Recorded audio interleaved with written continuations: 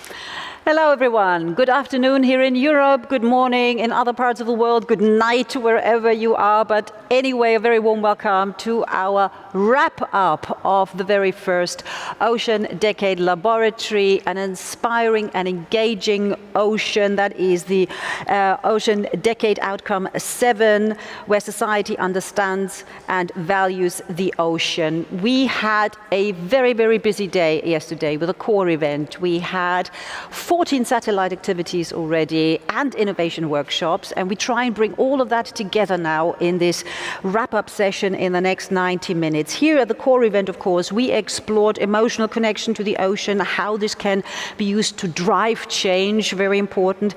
We got some great input on how communication can build awareness, thus helping to protect the ocean. And we also heard some very powerful examples of community engage and how education, ocean literacy can support collective action. Now, around the world, as I mentioned, 14 satellite activities. The 15th will take place right after this wrap-up session now. And don't you worry, you will hear about that 15th that is yet to come during this wrap-up. So nothing should get lost. Various stakeholders were discussing cross-cutting issues, including collaboration, awareness, education, biology, diversity. All of that were basically the main themes of the satellite activities, the innovation workshops, and also part of the core event yesterday, of course.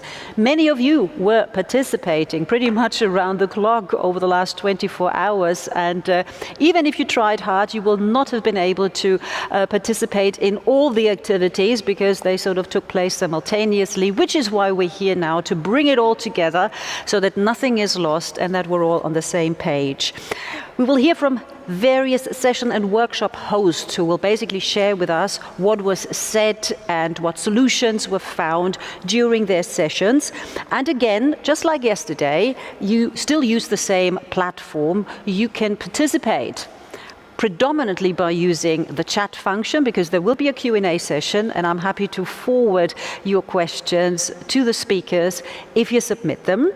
And of course, you can also choose the language again in which you want to actually follow this live stream of this wrap-up: English, French, Spanish, or English with subtitles. You choose, you decide.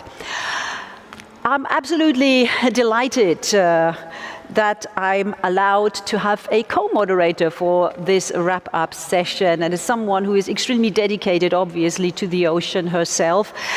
She is a German All-Atlantic Ocean Youth Ambassador. Great title, and if you've already followed the high-level kick-off to the Ocean Decade, you probably met her already.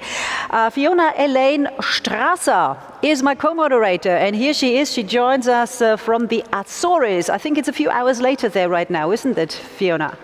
Yes, exactly. I'm actually 2 hours after you, so it's 2 hours earlier here. Okay. So it's early afternoon there, and it's late afternoon here. Anyway, you're a student on the International Master of Marine Biological Resources, and of course, the All-Atlantic Ocean Youth Ambassador. What does all that mean? Can you explore a little bit? Yes, so actually currently I'm a master's student finishing my second year. And actually earlier today I was defending my master thesis. So I'm studying the Embassy Master Project, which is a joint master program organized by 10 leading European universities in the field of marine science throughout Europe, as I said. And my master thesis was actually about the effect of climate change on the kelp forest. And as a German All-Atlantic Ocean Youth Ambassador, I work closely together with 24 other ambassadors across this beautiful big blue Atlantic space. And we are aiming to build a cross-national community where we share resources, ideas, data, and research. And this global initiative is facilitated by the All-Atlantic Ocean Research Alliance. And I tried to get to know you a little bit better, so I was reading up on you, I have to admit that. And I found something. I mean, you're passionate about understanding animal behavior and marine species movement patterns. I mean, that sounds very scientific again, but what is so fascinating about that? To be honest, if I give you a real personal opinion about this, it's pure fascination. So 2 days ago, I actually went diving with pelagic sharks for the first time, and it's just fascinating to watch them interact with each other and the way they interact with the divers. And so I'm driven because of passion and fascination, but additionally to that, it's very important to study behavior of marine megafauna such as sharks, as it's an important part of understanding the large blue ecosystem and how it interacts with each other and how it's connected. Absolutely. And of course, this is also, understanding the beautiful blue ecosystem is also what the Ocean Decade is about, and what we discussed yesterday in the first laboratory. Their communication was also mentioned quite a lot. And I think that you are somebody certainly who says that it's important that scientists' voices are being heard. That is something that even people like me who don't live near the sea or don't get to the sea that often, we've experienced it certainly in this pandemic, that the voices of scientists are maybe not always listened to that much. So do you think that this the United Nations Ocean Decade will be able to change that? Yes, definitely. I do also think that the reason why it's so difficult to listen to scientists is also the way we communicate. Like, we speak a very scientific language that might not be so easy to understand for someone that hasn't got the same background.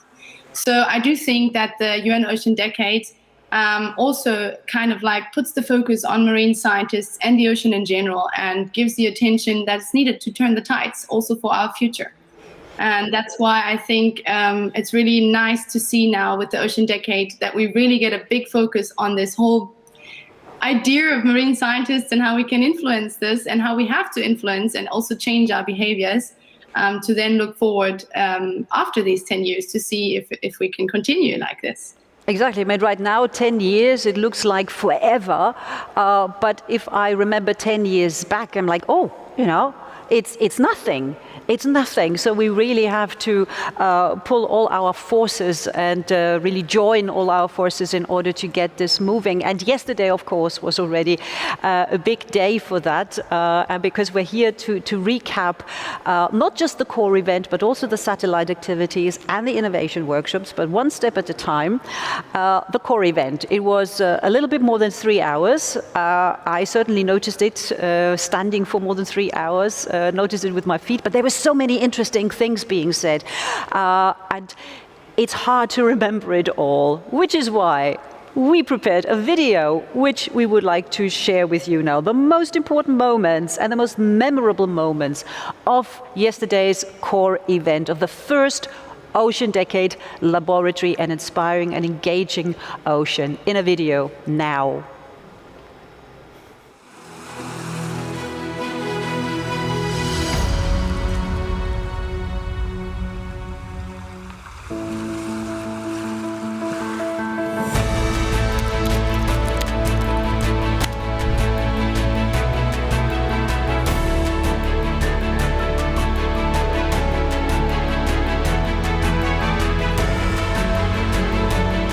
Hello everyone, and a very warm welcome to our very first Ocean Decade Laboratory, an inspiring and engaging ocean. Science has and continues to play a much broader role in policy making and behavioral change. So you don't stop by enjoying the beach, which is a great starting point, but then also thinking a little bit deeper. Is that also possible for the next generation? So the value proposition of a decade is really to transform our future and redefining our relationship with the ocean.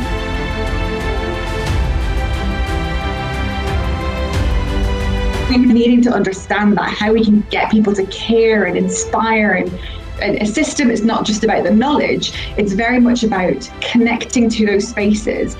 Key lesson from both COVID and climate change is the importance of a plurality of scientific disciplinary inputs. More education and communication can lead to behavior and value change towards being pro-environmental. We really need to ask who needs inspiration and for what engagement. So not just diagnosing problems, and really led in collaboration with coastal communities.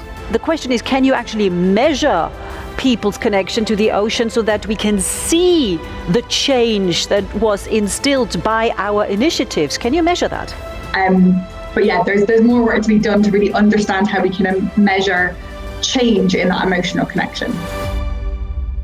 For me, the greatest motivator is love. I'm completely driven by that, passion I have for the ocean. And wherever you are, find your water and connect with it, even if you're not by the coast. What is the role of change makers, of influencers, of innovation, and of coalition from diverse sectors? If we truly want to reach millions or billions of people around the world over the course of this Ocean Decade, we need to partner with organizations who already do that. I also want to stress the importance of working with smaller local organizations. We felt that as the Ocean Race, we had an opportunity. Using the power of sport to inspire change was a very powerful program.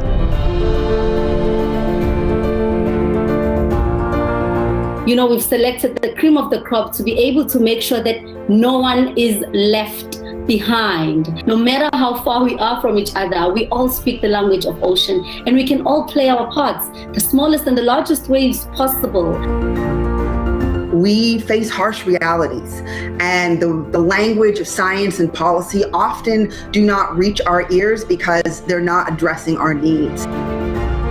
And the vision of the ECOP program is to elevate and strengthen the diverse perspectives of new generations of ocean professionals in a collective voice, ensuring that knowledge is transferred between experienced and early career professionals to promote sustainability. What we are trying to do here is in the decade is exactly to bring together the knowledge, the emotion, the passion. You know, we have to be more responsible and more strong to convince policymakers and the big players in the industries that use a lot of plastic to stop and demand them to change.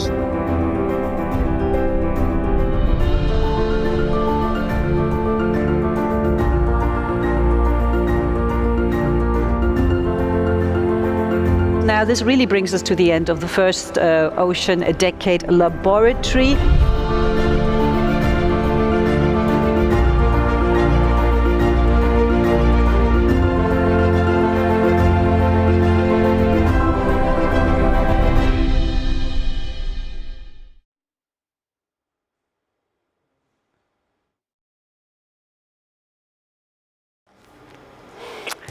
What a busy day. And of course, it only brought us to the end of the core event because all the satellite activities and the innovation workshops started after that.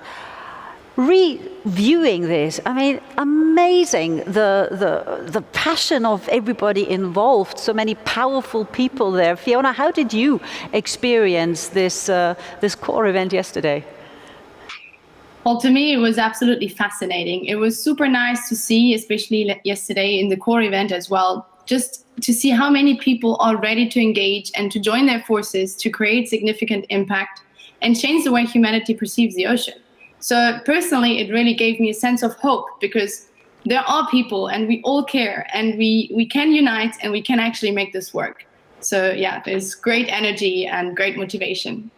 Great, and you need the energy in order to actually drive change, and that over a whole decade.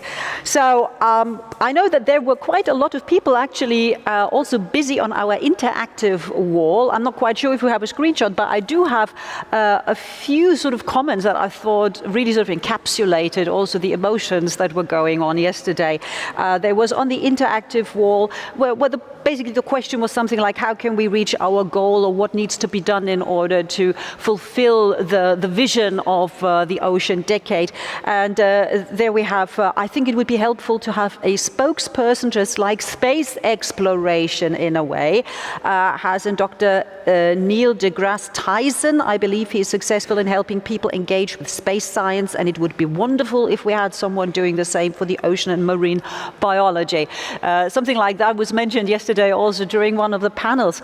Another really nice comment there on the interactive wall. Good day. How crazy, in quotation mark, would it be to change cargo, shipping, and even cruise-based tourism industries to sailing? I think that was something that was brought up in a workshop. Using wind power and waves to navigate in the future, to fictional in the long-term run. Thanks for considering the question. And last but not least, because we were talking about bringing the ocean closer to people who are not necessarily next to the seaside, the inspiring and engaging ocean means a lot to me. I was born and raised in a big city, Sao Paulo in Brazil, and despite not being far from the beaches, I only got to know the ocean when I was 10 years old, and it changed my life from that moment on. So there's so much more, and I'm sure you can explore it all on our platform. Not now, because now you should listen to our summaries of the innovative workshops, so the innovation workshops. There were 3 yesterday. Only a small number of people, of course, could join, which is why we bring it together now with a summary. And certainly from one of those workshops, the moderator from one of the workshops will join us now. And her name is... You've seen her yesterday already, Dr. Erika Woolsey. She moderated one of the workshops. Hello, Erika. Hello. Hello. How are you doing today? Busy day yesterday, right?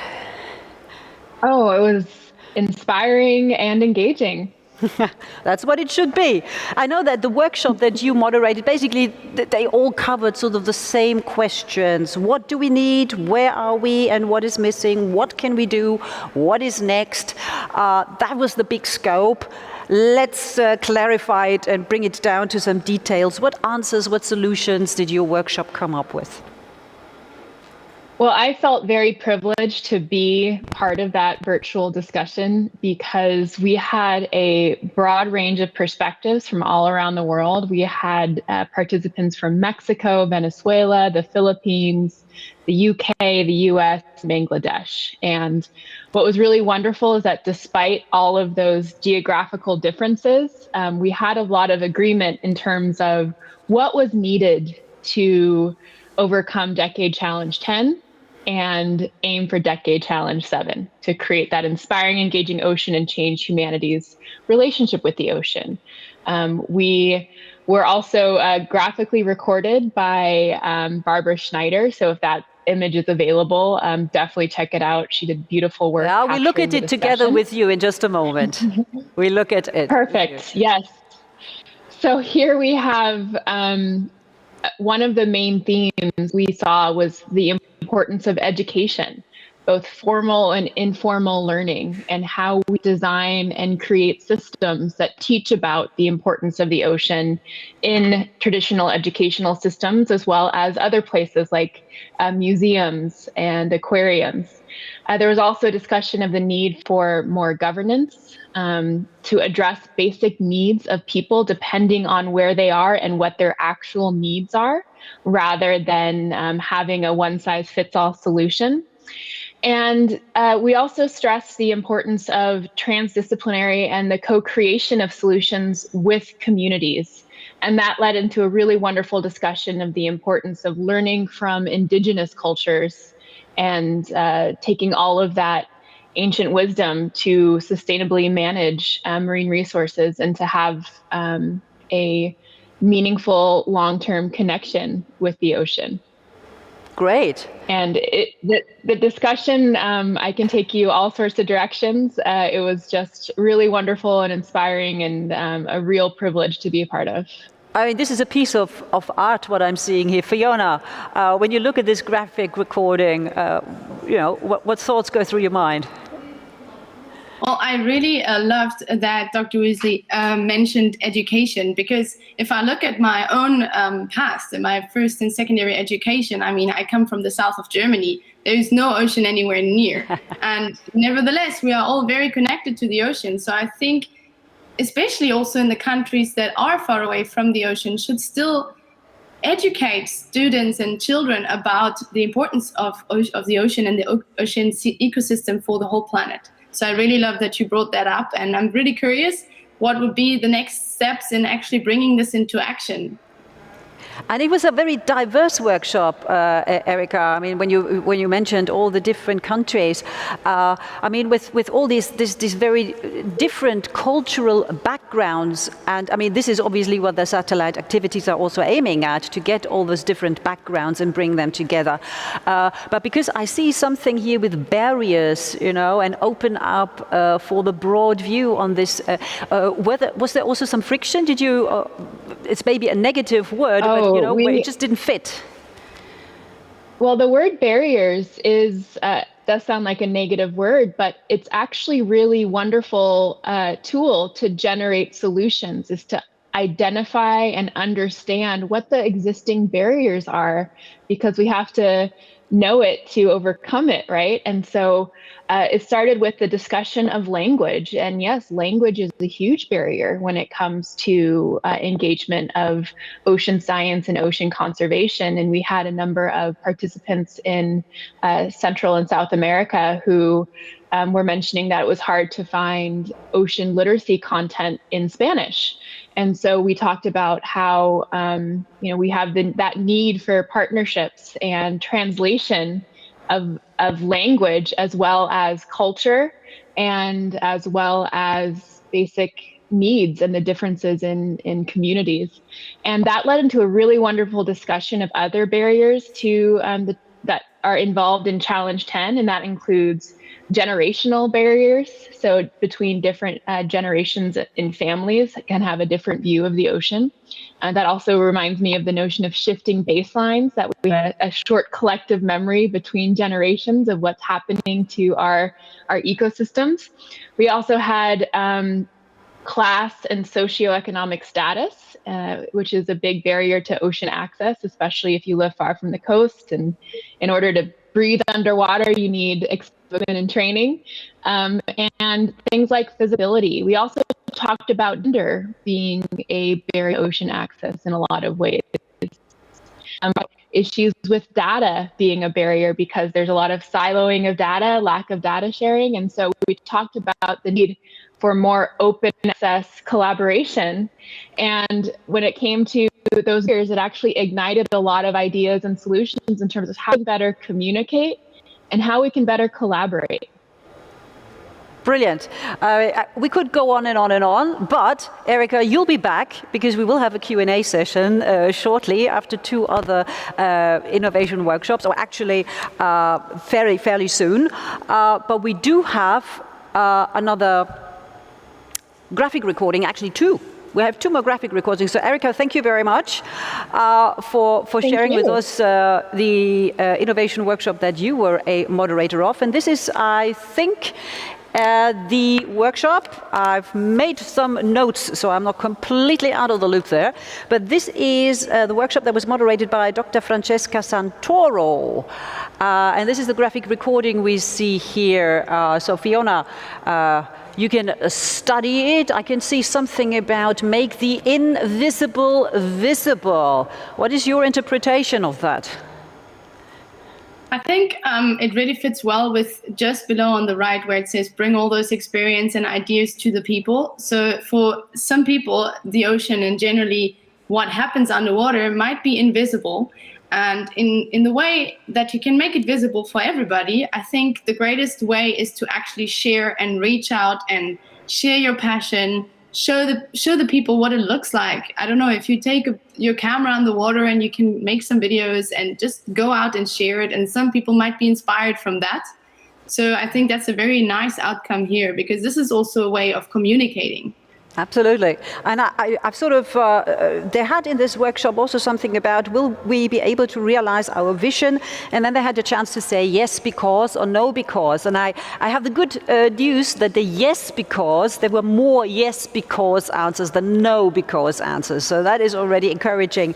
And yes because, for example, the ocean decade is triggering so much attention on the ocean. So that's a good thing. Also, yes because, that's interesting. COVID-19 pandemic has shown how changes happen and adaptation can be rapidly implemented by society. So these are some very good yes because answers. And there was just one post that I saw from this innovation workshop saying, yes, the ocean is the coolest natural feature, the most alien world available on Earth. People mostly love it. I just like that comment, and it just sort of succinctly also shows us about the passion. One more graphic recording we have, and we definitely have a minute in order to look at that. That was then the 3rd innovation workshop, or one of the 3, understanding the ocean there. Fiona, our species is endangered. I can see a human skull next to a fish. So we're endangered and not the fish? Is that what it's telling me? Well, I like that inspiration. It kind of shows that the Earth doesn't need humans. So yes, I would say we are an endangered species, because in the end we are dependent on the world, on a functioning ecosystem, and the planet is blue in the end. So yes, eventually, if the conditions change, humanity is a threatened species. And then eventually, if we are actually gone, the Earth will continue. New organisms will arise, new things will come up, and the Earth will continue in this way. So I do think it's actually our future that we should be worried about, and not what happens in the oceans. We should really put this into our perspective. I think that's a very, very valid point, and this picture really encapsulated, because so many people tend to say it's got nothing to do with me, it happens there, oh that's terrible, nothing to do with me. In the long term, it does have very, very much to do with me, with you, with all of us. Now, the workshop, Ronaldo Cristofoletti and Anna Tsivian, they put together 2 sort of key messages that I would like to share with you, and we can check if we find them on the graphic recording. So for one, working with with stakeholders, the public, communities need to be involved in the entire research to action process, from designing research questions to implementing actions. And this takes multi-directional communications and different ways of engaging people. I think they illustrated that very well here. They also say we need to move to action-oriented research from traditional academic research. That's a point that was also discussed in one of the sessions during the core event, how science should actually be focused on. And last but not least, storytelling. Storytelling from multiple perspectives is needed to inspire and engage. Again, a very valid point and a really, really interesting graphic recording. Whoever did the graphic recordings, kudos to him or her. Fantastic to put it together like that. Well, those were the innovation workshops. Of course, they have so much more to say, but I'm sure you find a lot again on our platform. We move on, however, because I can also tell you that the platform itself was quite busy. For one, in terms of engagement, so that means your posts, your clicks, whatever happened in the chat messages and whatever. There were 6,747 such activities going on, which I think is quite impressive. We're just talking about the core event there yesterday. We had visitor participation at the core event of 696, so just 4 short of 700, but nevertheless, I think that's a good number. And here is something that's my favorite statistics that I picked, because this is an online event. I know we all enjoy meeting in person, and one day we'll be able to do that again. But because this is an online event, we saved yesterday 5,677 trees, and we saved, in terms of CO2 emissions, 567,657 kilograms. I think that's good news, and that is something I definitely wanted to share with you. But of course, we still have the satellite activities to cover, and that's where we're getting to now. 7 yesterday, 7 today, with 1 more coming up after the wrap-up. So let's get, first of all, an overview of all the activities and where they took place.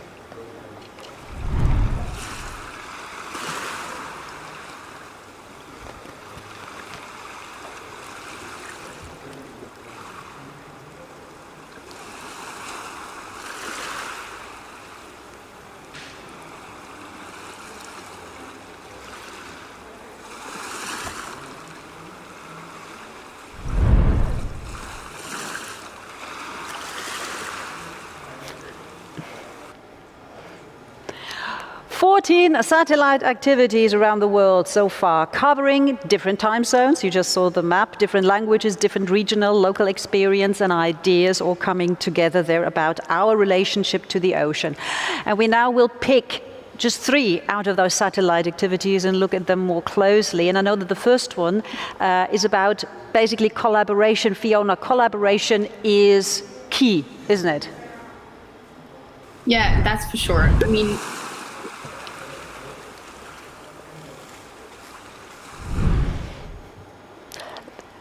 finish your answer, Fiona. Okay, yeah, I believe that global collaboration is crucial to work towards a sustainable future with a flourishing ocean. Because even though some people live far away from the coast, the ocean touches every single one of us with every breath that we take. So we do all have to work together to make this work. Right. And now we already seen the title of this satellite activity, namely Co-Developing an Ocean Literacy Research Program for the United Nations Ocean Decade. And for that, of course, we welcome, I don't know, was it the satellite activity host? she'll be able to fill us in. Dr. Emma McKinley, Canadian Ocean Literacy Coalition Research Fellow, Cardiff University and Marine Social Science Network. Emma, good to see you again. I hope you had a good 24 hours with maybe a little bit of sleep in between, because I know you were very busy. So were you a participant or a host, just to get that clarified, of that particular satellite activity? I was a host. So it was, as you said, it was very much around collaboration. So while it was driven by the Canadian Ocean Literacy Coalition, by Diz Glithero, Diz brought in a whole global network of people to contribute to the design of this program of work. Because our idea is that this was just one event of many. So we have a series of events planned over the next 12 months to ensure that we continue working in that collaborative and cooperative way. So I think you should actually have an image of all the different organizations that were involved in just the planning of this first workshop. Yep. Here you go. So that represents a really diverse group of researchers, practitioners, all working across ocean literacy in a range of different ways. And that will grow. The idea is that the community continues to grow over the next 12 months and across the decade. Okay, when it comes to ocean literacy, I know that Fiona knows almost everything about it already, but she does have a question. Yes, Dr. McKinley, I would be really happy. Please tell us about the ocean literacy concept. What are or could be the main impacts of ocean literacy research? Thanks, it's a great question. So we also have a wonderful graphic illustration that we could perhaps show at this point, but at its simplest, we know, and it's been talked about a lot over the last couple of days, that ocean literacy is an understanding of the ocean's influence on you and your influence on the ocean. But what we're trying to do in our ocean literacy research part of this work is kind of bring that one step forward and really explore, okay, what does ocean literacy really mean? We know that it's moving away from purely being about education, although of course that's really important, but it's bringing in some of those emotional aspects we talked about yesterday, the access to coast and ocean, and the feelings people have and what that means in terms of driving behaviour change. So from a research perspective, what we're trying to understand is our common definition of ocean literacy. That came up a lot. We broke into 7 different breakout rooms. We had 87 people joining us last night. And we talked about the complexity of ocean literacy. So that's our first goal. What do we mean in terms of ocean literacy and how might that evolve? But also, how can we understand the effectiveness and the impact of the work that we're doing? So what resonates with certain groups of people? How can we bring people on board and engage with them in terms of conversations around ocean literacy? If you go on to my next slide, which is what does ocean literacy research mean? That would be great. Thanks. Helping us to understand, what does ocean literacy mean for the decade? So what does it really mean in terms of driving policy action forward? How can we research best practices for delivering ocean literacy programs? What does it mean in terms of incorporating different views, Indigenous knowledges, local, traditional and ecological knowledge? How does that influence well-being? A real range of things. And so we felt that in addition to understanding ocean literacy programs, we really needed more research to properly understand the impact and the policy effectiveness of ocean literacy programs over the next 10 years. And so how would you say are the gaps and also the opportunities for ocean literacy within the United Ocean Decade? There's lots of areas that we can still work on. So we have a great active community, but we know that there are programs of work that are perhaps focused in certain geographies and certain locations. So we want this to be a global community of work. And so part of our work is to start mapping and connecting with different individuals, different sectors and organizations. That's what you can see here in this map. So we have a story map, which will allow us to network and engage with different researchers, practitioners all across the globe and different scales as well. So if you're one person working to deliver ocean literacy in your community, we still want to hear from you. We're a very inclusive, welcoming group. It's not that it's in any kind of exclusive or academic community. We want to hear from everybody. Right. As I said yesterday, the ocean's for everyone. But in terms of other gaps, I guess part of it is we talked a lot about exploring social and environmental justice issues. We talked about how we can make sure we bring in diverse voices and diverse connections, and reframing perhaps what we mean by ocean communities as well. And you mentioned earlier, Fiona, about not growing up near the coast. So how do we engage those people that perhaps don't have that automatic or expected connection with the ocean? So lots still for us to work on in the next 10 years. Though, of course, I mean, there's also this famous saying, familiarity breeds contempt. So being near the ocean from birth doesn't necessarily mean that you cherish it. I'd be very much interested, as a last question, the ocean literacy community, what's next for them? So as I said, we've got a programme of activities planned for the next 12 months and beyond. This was the first of 3 planned workshops. More might come, but at the moment that's our plan. We have a workshop planned for November to align with COP26, and that's going to be hosted by our colleagues in Australia, because obviously time zones can be a bit tricky, so trying to make sure we're bringing in everybody. And a third workshop planned, hopefully in person, who knows, for June next year, by our Canadian colleagues, by the Canadian Ocean Literacy Coalition at the Impact Conference. And then we'll continue this engagement with the community through our story map and through engaging with them with further surveys to really start building that collaborative research agenda over the next year. Fantastic. Fiona, 30 seconds and the session is over. Anything you would like to add to this moment? I'm just super amazed about what you were doing yesterday and that there was so much interest and so many people joining in this as well. So this really shows we're all motivated to do something.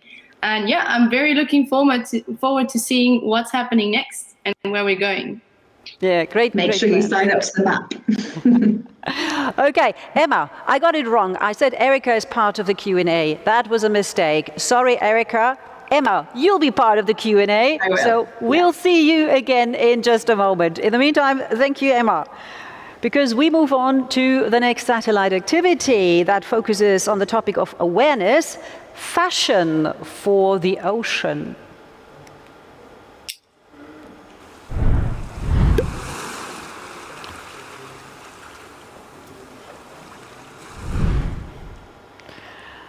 Now, I have to say that is a really cool title, Fashion for the Ocean. And for that, I'm very happy to welcome Runa Ray. She's a fashion designer. Surprise, surprise. She's the CEO and founder of Mojo Design Studios, Runa Ray. And obviously, she can tell us more about her satellite activity. So very good to have you with us. Activism and art. How can they help bridge the gap between science and the general public? Thank you so much for having me. And this is such an important session, the start of the UN Ocean Decade. So I'm truly honored to be here and truly honored to be a part of it. As a designer, I believe activism has a lot of power. It has the power to reach where even science cannot reach. It can put together different perspectives and alter mindsets. So as a fashion designer, I have always used fashion as activism to advocate for policy change. This has led me to work with various nonprofits, governments, research scientists, research institutes, where I kind of meld my creativity and try to work with their scientific advocacy and try and get the message across to the general public. So in this way, we kind of amplify not just my work, but also their work for the betterment of the oceans and the people and the planet. And I think you have prepared or somehow sent us a video that sort of visualizes also the impact activism and in particular art can have here. Is there anything you would like to say before we watch the video, or shall we just roll it now? I think we could roll it because the video is pretty explanatory. And it would actually show you what activism is all about and how fashion can be used for the betterment of getting messages across. So yes, please go ahead. Let's watch it.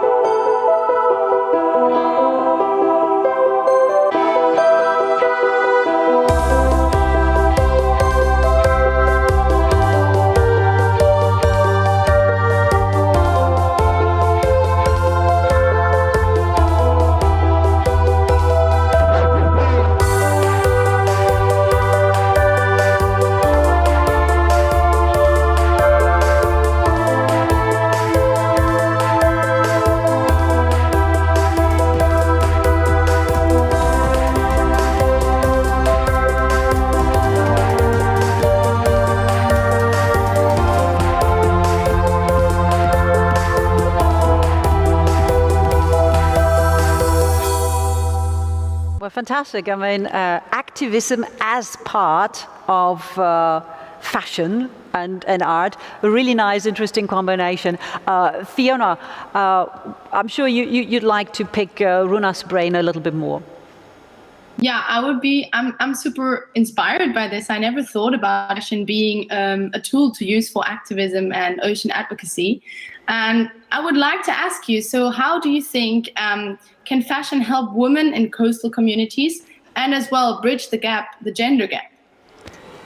That's a very important question, because if you look at right now, we're talking a lot to do with gender disparity, and we have SDG 5 that speaks about women equality.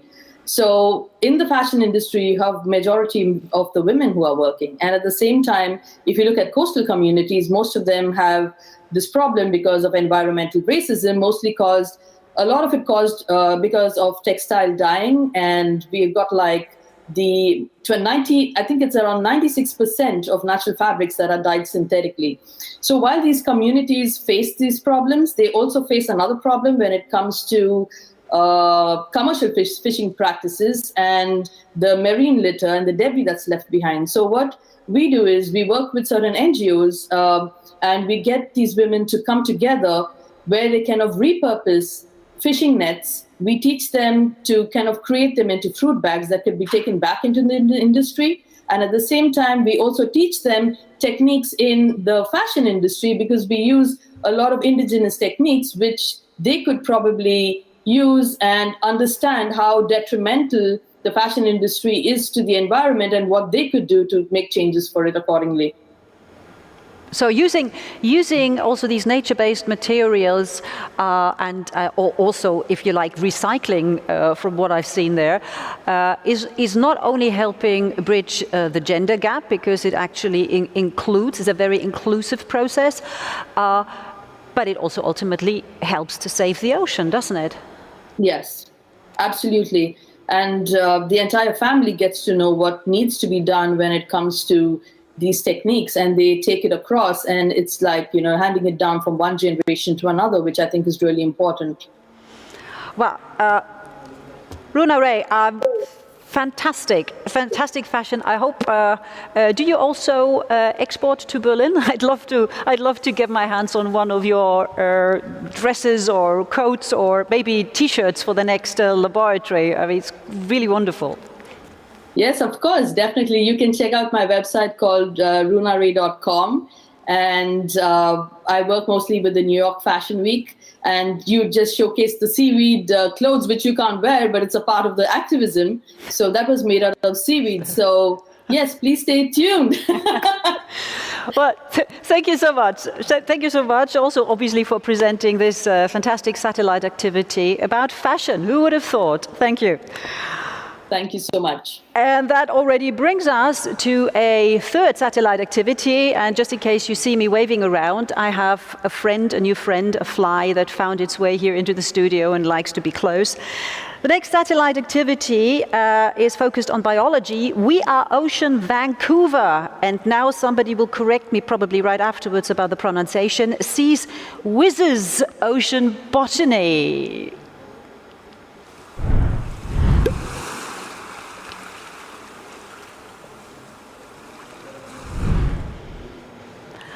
Well, and for that we both welcome Anne-Marie Melster. She's the co-founder and executive director, Artport Making Waves. Good to have you with us. Please, if my pronunciation was completely off, now is the chance to get it right. Hello. Yes, thank you very much for the invitation. No, I think your pronunciation was perfectly fine. Okay. Very happy about that. Fiona, do you want to kick this one off? Yes, sure. So I'm very happy to welcome you here, and I'm very interested in how does ancestral botany knowledge connect the ocean with the land in British Columbia? Yeah, maybe like a first tiny introduction to the project in general. It's part of the overall We Are Ocean Global program, which we started with Artport Making Waves 2 years ago with We Are Ocean Berlin. Then it was followed by We Are Ocean Marseille, We Are Ocean Venice, and the fourth project among this global program is We Are Ocean Vancouver, which obviously we wanted to do as a physical workshop activity, inviting artists. We were commissioned by the Vancouver Biennale, and we invited 2 Vancouver-based artists. One of them is Toitonat C. Swiss. I'm sure that I don't pronounce her ancestral name properly neither. I always try, but I always fail.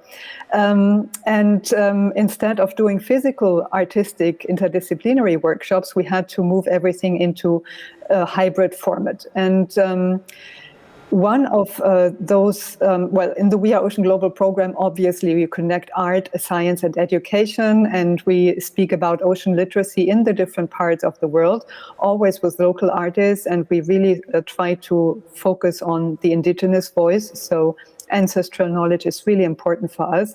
And we were really lucky to find Toitonat C. Swiss in Vancouver. She is also called the indigenous plant diva, which already says everything. She is an expert in medicinal plants, in the interconnection between human health and nature, and she can tell you everything about the wild berries, about the cedar trees, about the riparian zones. It's she is like a walking book. So, and we are going to produce, as third part of We Are Ocean Vancouver, we are also going to produce, obviously, a medicinal plant book based on indigenous and ancestral knowledge. So to come back to your question, Fiona, I learned actually about this interconnection of land and ocean, or botany and ocean through seas. She works on this since 30 years, and she comes with really like a very deep knowledge. And specifically, the topic of riparian zones is fantastic. Maybe some of you joined our satellite event yesterday evening, where she talked about this interconnection. The riparian zones, you see here in the background some of the berries, some of the mushrooms, and the trees, which are really important. The riparian zone is the zone linking river beds in British Columbia. Specifically, that's what she's talking about, because she's based in British Columbia. And the riparian zones are, how do you say that? Lush, or very lush in yes, in biodiversity. So you find a lot of bushes and trees and old trees as well, and mushrooms and berries, and they are all part of the health of this zone. And if this zone is healthy, so if everything is interconnected and working well, it creates healthy rivers. And the healthy rivers, of course, they lead into the ocean, and they contribute to a healthy ocean. Fantastic. And it's beautiful also seeing those images and getting all the correlation. But you actually, for the satellite activity, chose a very complex format, the fishbowl, an interactive fishbowl format for moderators like myself. That's one of the scary ones. Why did you choose that? What was the point?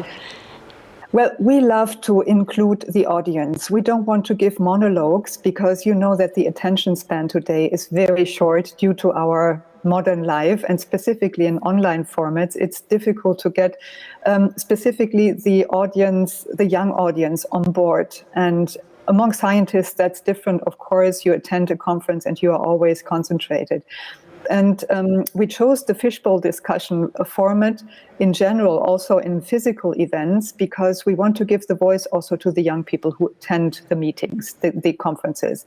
Because when they are getting involved, when they know that they have a certain responsibility to speak and to think and to contribute, they identify themselves much more with the topic and with the overall discussion than only being a viewer or a visitor or a spectator. Not active. And this interactive and participatory format is really leading to a good outcome. Yesterday, we did something on top of this interactivity or participatory format. We offered a lesson. The artist teaching the curator, because usually it's the other way around. The curator is always teaching in universities, in schools, etc. And I said, why don't we give the voice to the artist now to teach the curator? Also because I'm curious and I want to know more about topics where I'm not an expert in. That's cool. I mean, that's actually turning also, when it comes to ocean literacy, it's turning it all around. So what did the curator learn, or what did everybody else there learn on top? I learned so much about those wild berries and how the berries and the mushrooms are actually contributing to the health of the soil. In Europe, for example, what we do when we see a tree which has a mushroom, oh, this tree is sick, we have to cut it down. So we cut it down and the wood is used for something, maybe for the chimney at home. But there, the indigenous knowledge says, if a tree is dead, whatever the reason is, it might be the mushroom, it might be something else, leave the tree in the forest where it is and let the mushroom continue to work on the tree. And then the tree deteriorates and the rests of the tree, they become soil. And like this, the soil is always healthy and can give life to other plants again. So it's a circle, or a cycle, not a circle, a cycle. Well, thank you for sharing that, so that we all learned from that as well. And of course, we have now a little bit of time for a Q&A, but I'm just looking here at the screen, and we did not yet receive questions from our participants. They're probably also somewhat exhausted after so many satellite activities, but nevertheless, we have a little bit of time on our hands. So Dr. Emma McKinley, Runa Ray, and Anne-Marie Melster, let's use the few minutes here for some remaining questions that Fiona and I might have. Fiona, do you have something I mean, you're a scientist yourself. I know you're still studying, but you're a scientist yourself, and listening to basically the summaries of those satellite activities, was there anything that completely startled you or that impressed you in particular? I was in particular impressed by these two topics now mentioned in the end, the fashion and also how botany is playing a role for the oceans, especially now what you've just mentioned, Mrs. Melster, about the rivers. I think this is such an important point because the majority of the land is connected to the ocean through rivers. And I think many people do not realize that.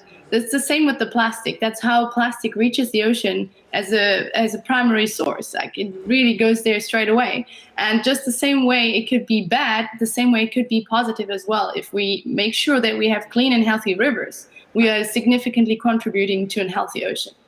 And regarding the fashion, I really was surprised about the idea, and especially also the seaweed dress. I saw that. It was super impressive.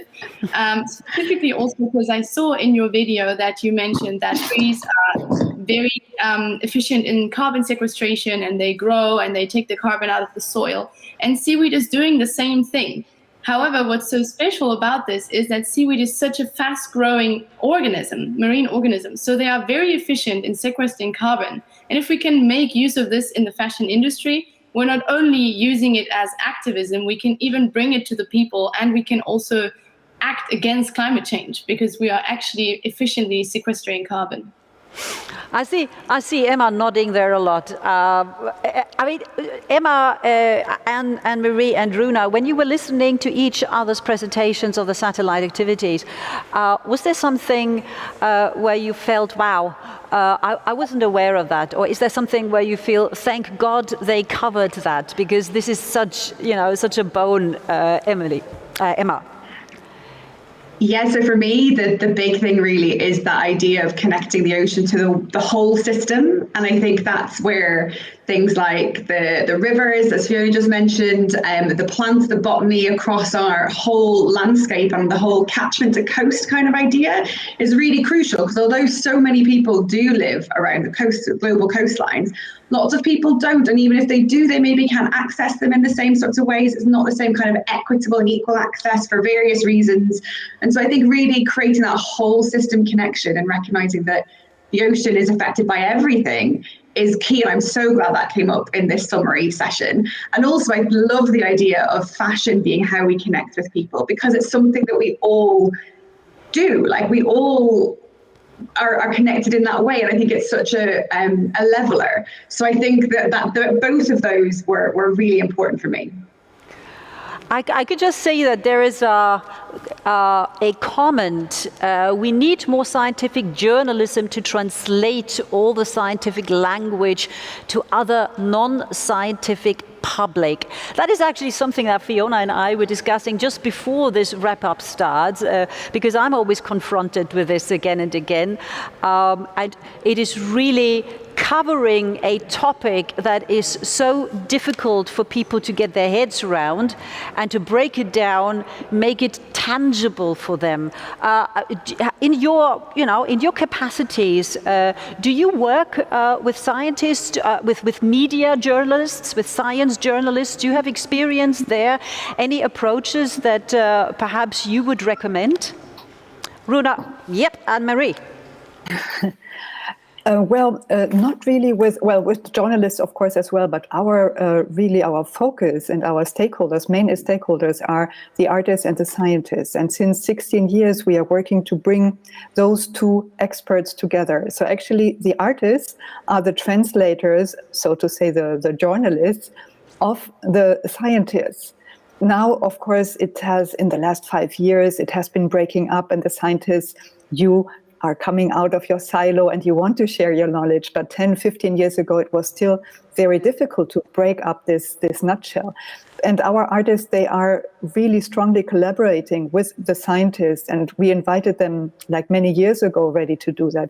And it's working fantastically, because the artists learn from the scientists learn from the artists, and art is a different language and can translate sciences or scientific knowledge towards the bigger community, specifically through artistic workshops. So yes, and journalists, of course, they understand that language also, maybe in a better way. Yeah, but though art, of course, touches you on an emotional level, which is so much stronger than the cerebral.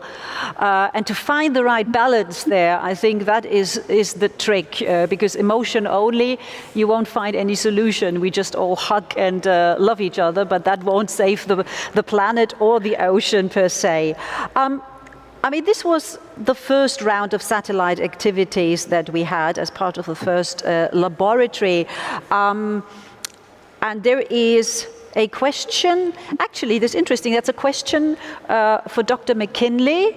Even though we're talking about, sorry, I'm just looking at the screen down there, and just something popped up, and I'm not quite sure if that's for you, but maybe it is. Is there any medicinal algae in your research? I would probably go to Anne-Marie there, right? So, medicinal algae, I think we didn't work on that yet. I think there is. I heard something, but that's not the expertise of SEAS, because SEAS is rather working on the land than in the ocean botanical or ocean medicinal plant field. So I cannot answer this question appropriately. I'm sorry. That's okay. We leave it there. It's on the platform. It's in the chat. It's even on the site. I checked it out on YouTube. Everything that's been happening stays there. So maybe at a later date, somebody can come in and fill that gap. But that brings me back to, this was the very first Ocean Decade Laboratory with the very first round of satellite activities. There are many more to come, and the Ocean Decade itself lasts almost 10 years. We're already in the first of the 10 years. What are your hopes for the Ocean Decade? I know this is a very big question, but maybe you can say it in a very succinct and understandable way, even for laymen like myself. Runa Ray, your hopes for the Ocean Decade? That's a great question. And I would also like to go back to the discussion we had earlier with joining with the scientific communities, because as a fashion designer, I use a lot of nature-based solutions. And there are just a few solutions that I can discover by myself. But when I work with scientists, and especially people in people in botany, because I use a lot of chlorophyll when it comes to printing, and we know chlorophyll can also be used when it comes to using the energy of the sun, when it can translate itself onto the fabric. So with the Ocean Decade, I'm hoping that we get a lot more creativity involved with the scientific approach that can be translated for the general public. And together with these nature-based solutions, we can find ways that we can, which can be better for the oceans and the marine protected areas. So that's what I'm looking for. Brilliant. Thank you so much, Runa. So who goes next? How about you, Emma? Wow. So for me, the transforming the relationship between society and the ocean is the biggest aspiration, but it's what we have to do. It's really crucial that we do that. And so for me, the hope is that we achieve that in the 9.5 years that we have left. And I think the focus on working in that really transdisciplinary, so bringing everybody into the conversations, industry, policymakers, communities across all scales, that for me would be a real success story, and making sure the ocean is considered across all sectors, that it's not just marine management, it's all aspects, so health and well-being and industry development and education and transport and infrastructure and exploration, all of those things look at the ocean and think about what their impacts are, what their benefits could be for the ocean. So that working collaboration and in transdisciplinary across sectors would be incredible. Thank you so much. And I saw that Anne-Marie was nodding. Anne-Marie, is there anything you miss so far when it comes to your hopes about the Ocean Decade? No, I think, well, for me, the UN Ocean Decade is a fantastic reason and a fantastic excuse to really work on the ocean from different angles, like all of you mentioned. Interdisciplinary, transdisciplinary, collaborative work is so important. So we all have to work together, and it's working perfectly. I started We Are Ocean, the program, 2 years ago, and we have so many different stakeholders on board. We even have a graphic design studio in India who's working right now on our first really sustainable publication. So they are doing proper research since half a year, working with different materials, how to make a publication which is really sustainable. And I would like to come back to Runa later on regarding your research on chlorophyll or your use on chlorophyll. And I think we can make this really a powerful movement if we go to the right people and if we get everybody on board, and if the UN Ocean Decade is not used as another business, but that everybody is really working on appropriate solutions. Fantastic. Well, thank you so much, Emma, Runa, and Anne-Marie. Obviously, fantastic reporting on the satellite activities, but also what you're doing outside those 1.5 days. So thank you so much for all of that, and also for sharing your hopes with us now. I have one last thing. It's not a question. It's just for everybody who's interested. It is obviously in the chat. Language barrier is also important. Great initiative to duplicate is Diana Payne shared a link to current collection of ocean literacy publications translations. That link is in the chat. I think if I read it out, everybody will just get confused. You find all of that information in the chat. So thank you again to all of you. And Fiona, you and I, we will still have a little bit of time to cover, let's say, 5 more satellite activities. I know there is so much more, but we just picked a few, starting with women's leadership in marine technology and science. Let's have a look at that first of all. And there we do not have a representative to tell us about it, but I know that this satellite activity was sponsored by the Marine Technology Society, that is a United Nations Decade Nexus organization, and we should be able to see a picture of the moderator and the panelists. There you see, I mean, it's women leadership in marine technology, so there we have all women. Wendy Watson-Wright was one of the panelists, Shakila Merchant as well, Deirdre Gibson, and Tsedengo Willis was the host, the moderator of this session. There were, among the participants, there were 90% female, which is not really surprising given the topic, and 21% of them who participated were students. I mean, Fiona, you're a student. What would you look forward, or what would you look for in a workshop like that? Well, I think ocean technology is such a crucial part of ocean science as well. And I think it's very nice that we are breaking the boundaries to open this up to girls as well. Because usually me personally, I'm kind of shy when it goes to coding, when it goes to technology and setting up ideas how to, I don't know, go on a cruise or whatever and do some research. So I do think I didn't have time to join this workshop, but me personally, I am surrounded by fellow scientists that are very active in coding and working on these technologies. And me personally, I didn't really get any, it hasn't been made very interesting to me. So I think this is a topic where girls can catch some ideas if this is a sector where they would like to go in. And for me, in my early career, I think this would have been really helpful. Right, and I'm sure everybody who participated yesterday, because they were also asked, you mentioned something about, you sort of shy, not feeling quite comfortable with certain things, even though you probably would be fantastic at it, but it just, is sort of more remote. But they were actually asked if they ever experienced bias. I think we have it on a chart there. Yeah, have you ever experienced or witnessed identity bias in the workplace? And we remember 90% of the participants were female, and 73% say yes, we have. And obviously, when they were asked, how did that make you feel? This word cloud here, I think, is very clear. Made them feel frustrated, disappointed, angry, uncomfortable, inadequate, confused. So, yeah, would definitely something needs to change, and getting a little bit more, what would sort of say backbone, feel a bit more comfortable about yourself and actually go for it, and hopefully all the bias will eventually disappear. There we had obviously all the topics of how they were tackling this particular problem, this challenge, making going to sea field work equitable, which is also important, of course, reducing prejudice, stereotyping of women's abilities. So all of that was covered in this satellite activity. But we have 4 more that we want to look at. So let's take as the next one the multi-stakeholder monitoring evaluation at Waters Takeshiba in Tokyo Bay. Now, that is quite fascinating, actually. I've been to Tokyo once and I didn't see that, which is, I regret now, because I've seen some photos.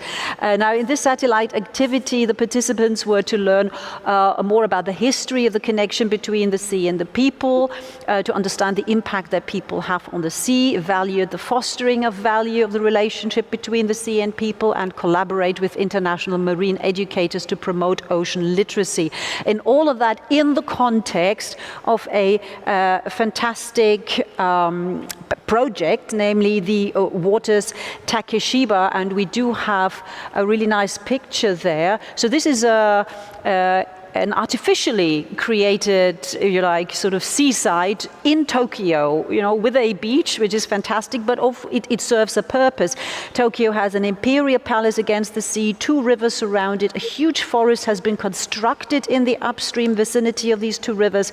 It's become possible to embody the connection of forest, river, ocean, which is the traditional ecological knowledge of the island nation of Japan. And it obviously brings the sea closer to the people, even in Tokyo.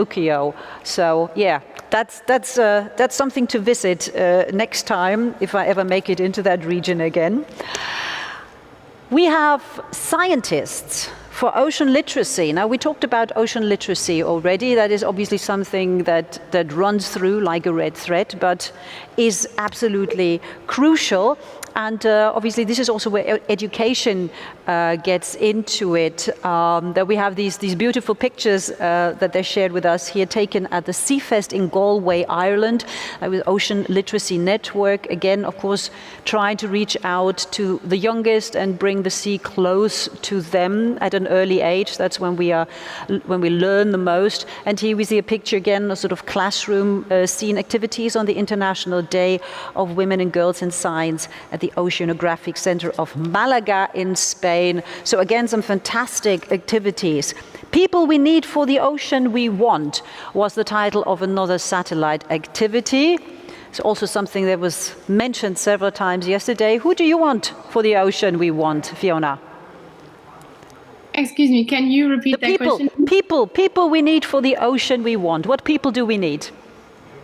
Oh, I do think we need a big range of different people to combine all the skills and everything from different sectors. So I think scientists for sure are very important, but as we mentioned before as well, we need communicators, we need journalists, we need artists to combine all of these ideas, and also to be able to bring it to a broader public. So there's people that are interested in science, but there are people that are much more into artists and artworks. And I think, for example, if we combine this as we did with Runa Ray, this is a very nice opportunity there. So I do think we need to bring everybody together. And we need the young people like the ECOPs empowering the next generation of ocean leaders. I think that we have one more picture, which I really would like to show you, because what do ECOPs want? Funding. Let's not forget this. You know, you can have vision, you can have passion, but sadly everything has a price. So funding is something that certainly came up in that satellite activity. There are more satellite activities, and one is coming up right after this wrap-up in the category diversity, a Wikipedia edit-a-thon to promote gender equity in ocean science.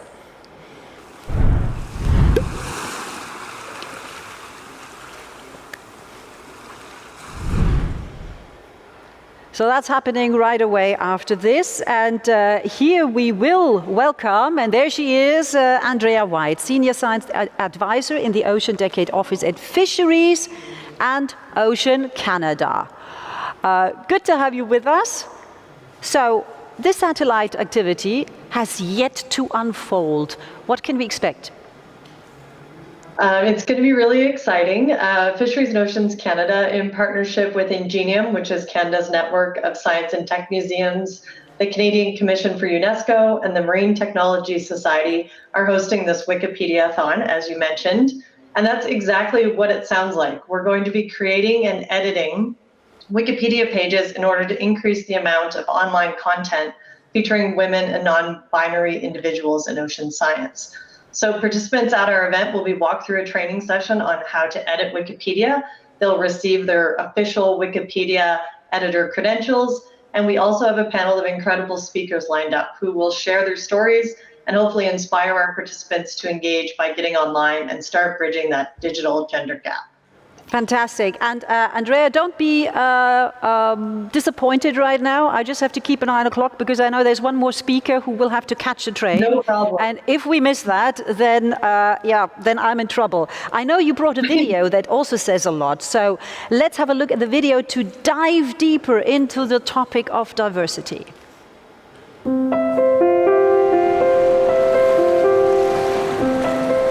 我也特别喜欢那个海洋的蓝色，觉得它们特别迷人。 My original home is about 400 kilometers from the ocean.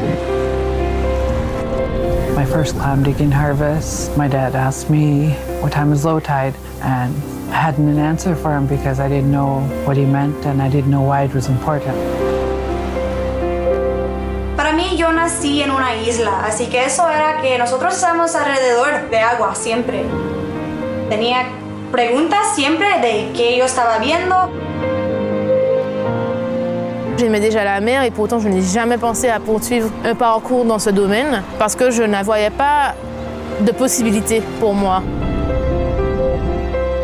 当我很小的时候，就是小女孩的时候，我没有很多选择。 No one tried to tell us about ocean conservation issues.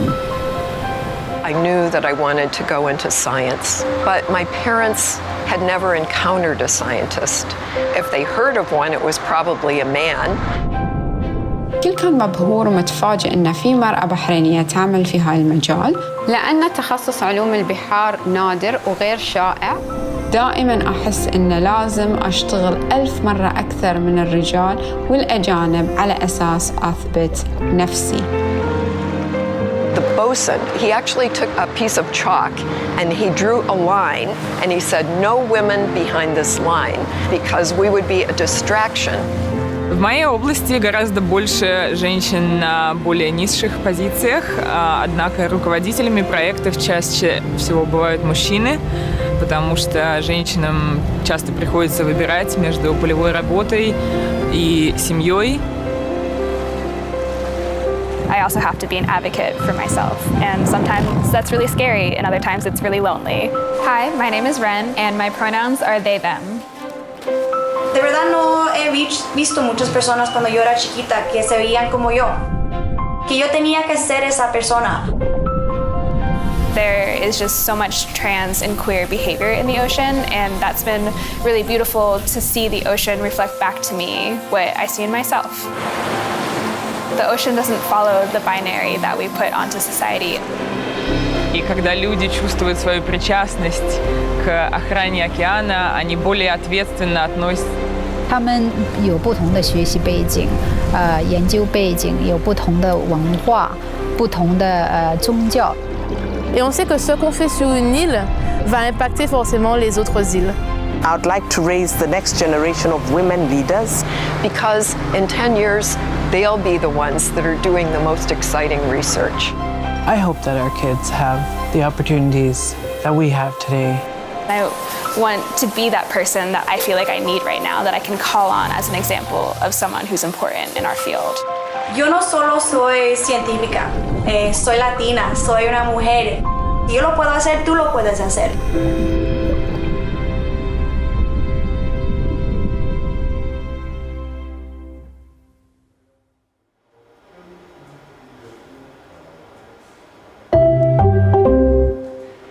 Fiona, you would fit perfectly into this video, Andrea, don't you agree?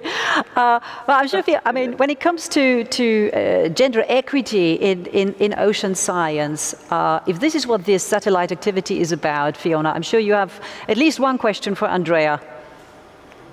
Yeah, I would. First of all, I want to say that Wikipedia is a very important tool specifically for students. So I do think that you are acting on a very nice idea here.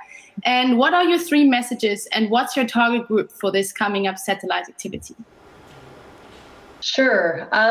Great question. So that we know that in order to achieve its ambitions, the Ocean Decade needs to cut across geographies, cultures, and generations. But we know that if we're going to make a long-lasting and impactful change, we also need to recognize and address gender disparities in ocean science. So women and non-binary individuals are underrepresented in ocean science, but their accomplishments are even less represented in print media and online. So as you mentioned, Wikipedia is really popular. It's actually the 4th most popular website in the world with over 32 million views a day. So that provides us with a massive platform to share stories. However, 84% of editors are male and only 18% of Wikipedia biographies are about women, with an even smaller percentage reflecting other underrepresented groups and in languages other than English. So we know that who edits Wikipedia and the inherent biases that they carry with it matter, and we're hoping to change that through this event. And we also know, and we've heard repeatedly through this laboratory, that a continued effort to ensure diversity and gender inclusiveness, particularly for early career ocean professionals, is essential to unlock opportunities and foster a transformation in ocean science. So our Editathon is aiming to empower volunteers who want to contribute to promoting stories about the accomplishments of women and non-binary individuals by increasing the presence of these people or organizations aiming to support them online. Brilliant. Thank you so much. Thank you, Andrea White. And of course, all of that is coming up as soon as we're done here, which is not that far anymore. So thank you so much and all the best for your satellite activity, because we're already basically, I mean, this was a real whirlwind tour through the first Ocean Decade Laboratory, the core event, the innovation workshops, the satellite activities. And I know one person who is already standing by who will share her thoughts with us now, namely one of the organizers.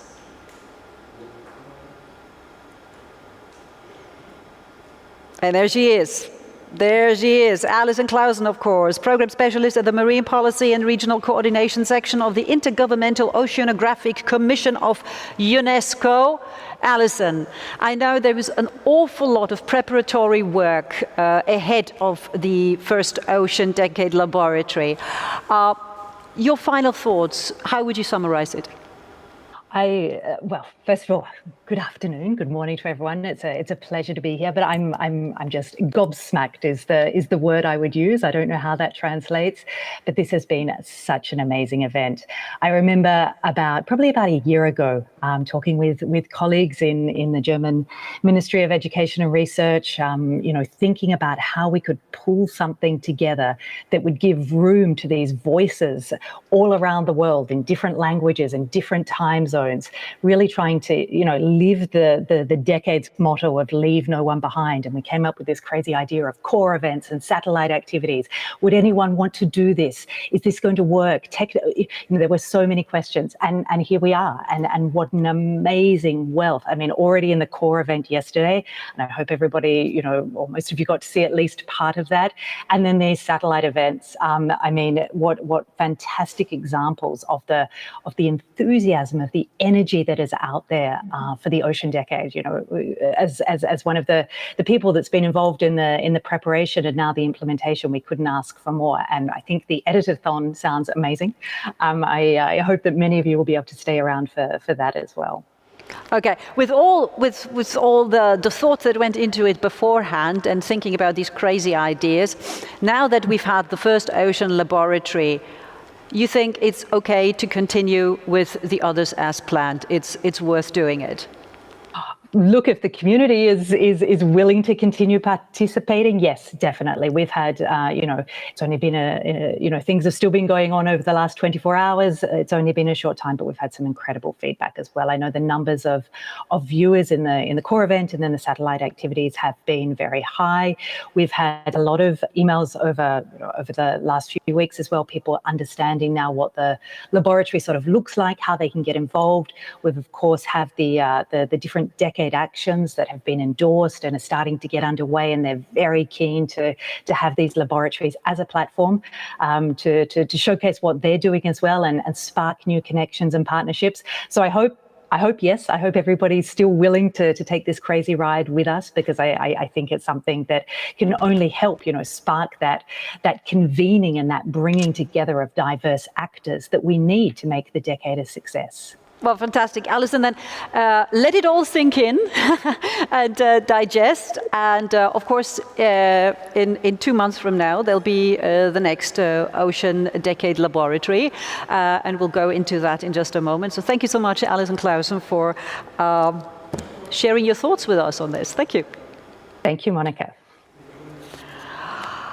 Because, Fiona, this is going to the end very quickly now. Obviously, 6 more laboratories are coming up, right up until sort of spring next year. The next one will be focusing on a predicted ocean. Doesn't sound quite as poetic as an inspiring and engaging ocean, but a predicted ocean. So if you want to know what that actually entails, I know somebody who can tell us, Detlef Stammer, who is the chair of that particular laboratory, A Predicted Ocean, and he joins us now. Hello, Detlef. Please enlighten us. Hello. What's happening next time? Can you hear me? Yes. Well, it's actually very exciting to be here, and it feels a little bit like Olympics. I mean, really, I'm relaying the torch to the next event.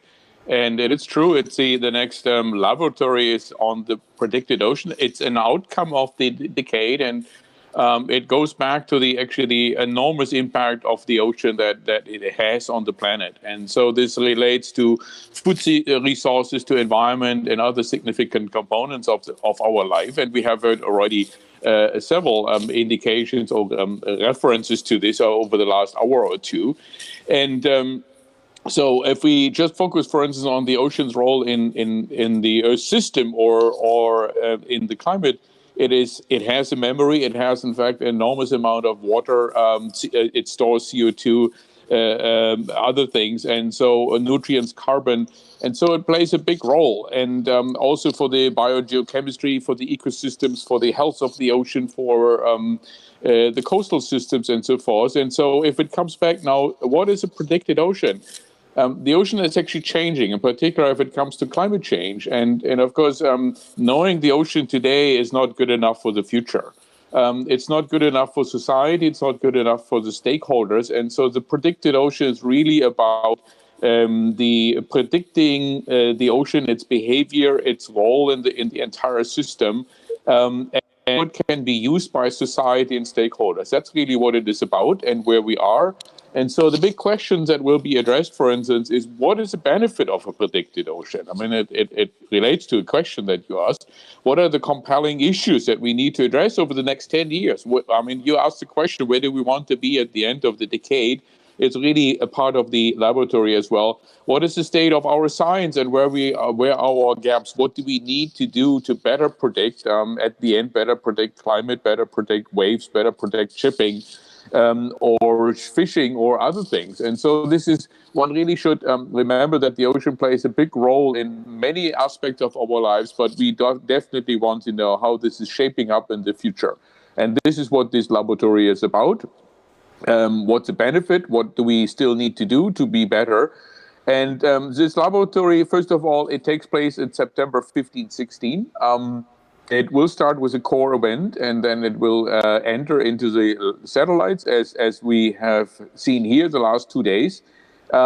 We basically will orient the entire discussion along the value chain. So basically, we will talk about from the beginning, the observations of the ocean, the modeling of the ocean, the providing information about the ocean, to the end user. That can be a shipping company who would like to know what the wave situation will be over the next 10 years.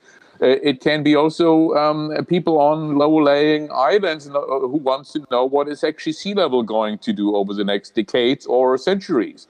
And so it will cover CO2 uptake, it will cover nutrient distribution, oxygen in the ocean, ecosystems. And that will then be done, in fact, in a way that we will have in this core event overview talks, keynotes, we call it, and 2 discussion rounds. But we also will, in fact, in this core event already introduce in a video type fashion all the satellite events that will follow. And my hope is that we have as many satellite events as we can use to actually follow twice around the Earth, following the sun.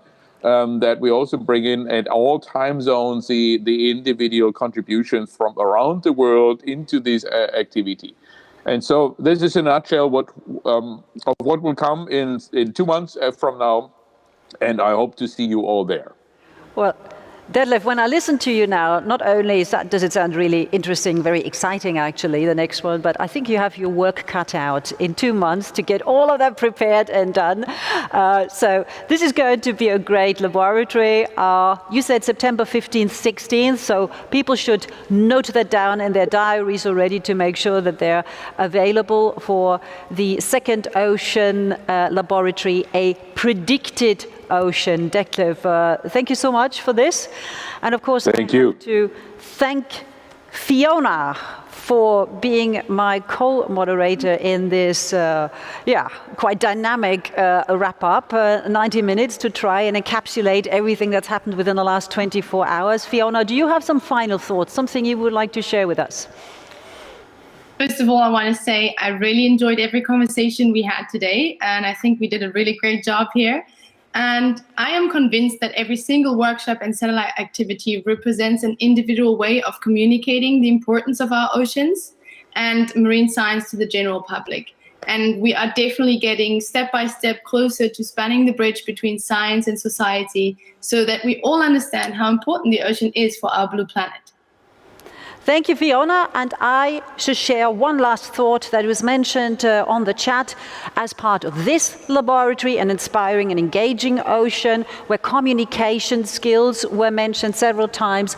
So somebody in the chat wrote, we need a change, or to change the narrative, journalists, media, TV news, and so forth, and even some films keep telling the story in an alarming, frightening tone, that we are at a critical moment when it comes to the ocean. And maybe that is not the way. There's some food for thought there. Well, thank you so much for being with us, hopefully yesterday, but certainly now in this wrap-up, and see you all in 2 months' time for the next laboratory, A Predicted Ocean. Until then, stay safe.